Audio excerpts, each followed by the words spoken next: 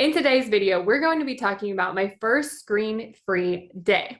So the other day, I had decided what I'm going to do is I'm going to have a day where I'm not on my computer and I'm not on my phone at all, except for I did have one call scheduled, and so I did take that one call.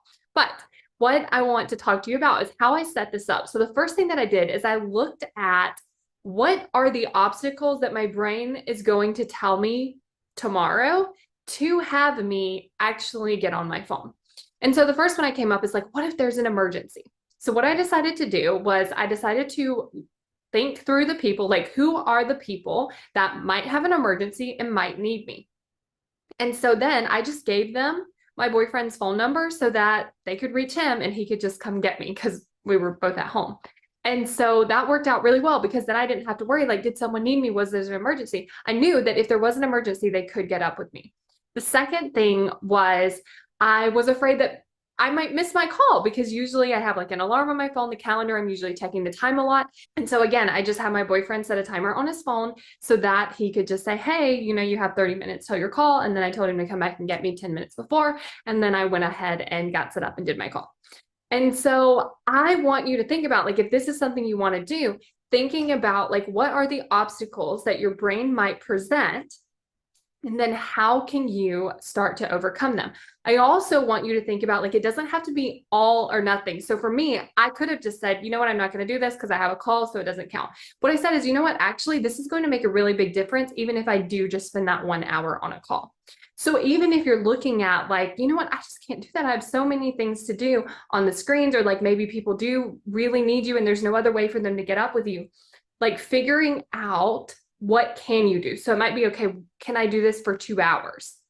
Can I do this, but have my ringer on so I'm not checking it, but if I get a call, then I can, go answer the phone. Like different ideas like that, like just playing around with that. How could you implement pieces of it instead of it being like, either we're going to do all of it, a full whole day with nothing, or we do what we usually do is where we're always available with our phone and we're always have it available to check. So here's what was so interesting about my screen-free day.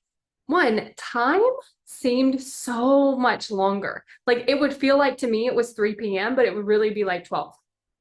And so the day seemed to be so much longer.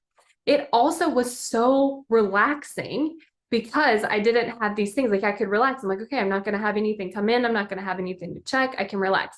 My creativity was so good. I planned out an entire class that I cannot wait to share with you.